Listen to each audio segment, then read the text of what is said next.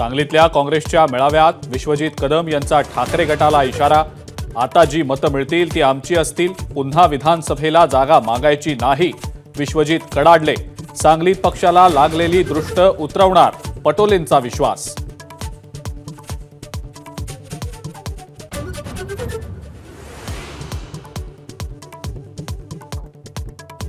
पुण्यामध्ये शिवाजीराव आढळराव पाटील आणि मुरलीधर मोहोळ यांची भव्य रॅली, तर छत्रपती संभाजीनगरमध्ये संदीपान भुमरेंच्या प्रचारात मुख्यमंत्र्यांचा सहभाग।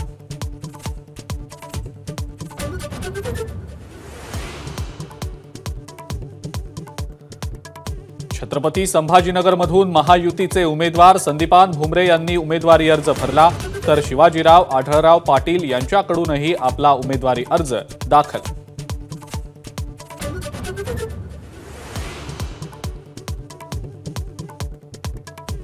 रावेरमधून रक्षा खडसे आणि जळगावमधून स्मिता वाघ यांनी उमेदवारी अर्ज भरला।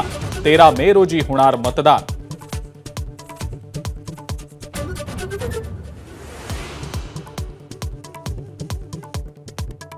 एकनाथ खडसेंचा भाजप प्रवेश रखडल्याची माहिती। प्रवेशाचा व्यवस्थित सोहळा करण्याचे केंद्रीय नेतृत्वाचे निर्देश। मात्र आता प्रवेश दिला तर निवडणुकीदरम्यान गटातटाचं राजकारण सुरू होईल, राज्य नेतृत्वाची भूमिका।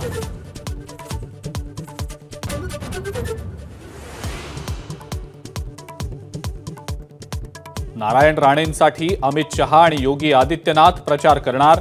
1 मे रोजी योगी सिंधुदुर्गात, तर 3 मे रोजी अमित शहा रत्नागिरीमध्ये सभा घेणार।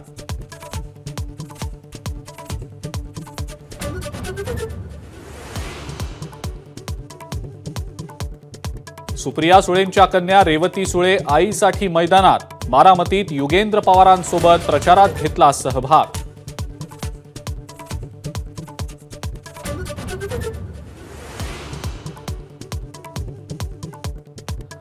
राष्ट्रवादी काँग्रेस शरदचंद्र पवार पक्षाचा जाहीरनामा प्रसिद्ध। महिला, शेतकरी आणि पायाभूत सुविधांवर जाहीरनाम्यात भर।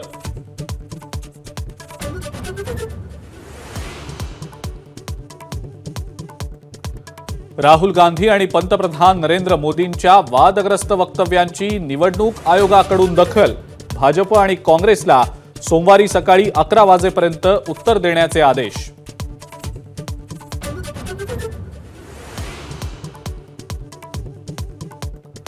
अभिनेता सलमान खानच्या घराबाहेरील गोळीबार प्रकरणी अनमोल बिश्नोईच्या विरोधात लुकआउट सर्क्युलर जारी करण्यासाठी अर्ज। गृह मंत्रालयाकडे मुंबई क्राईम ब्रांचची मागणी।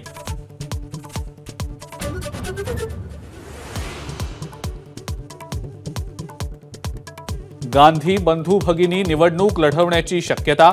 राहुल गांधी अमेठीतून तर प्रियंका गांधी रायबरेलीतून निवडणुकीसाठी उभ्या राहणार अशी चर्चा।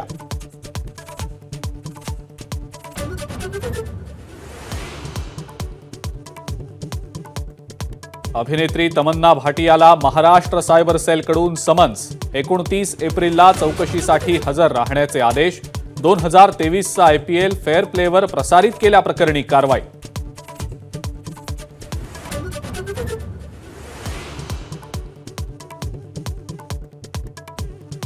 मुकेश अंबानी यांची रिलायन्स इंडस्ट्रीज घरगुती उपकरणांच्या निर्मितीत उतरणार। वायझर ब्रँड खाली टीव्ही, फ्रिज, वॉशिंग मशीन आणि AC तयार करणार।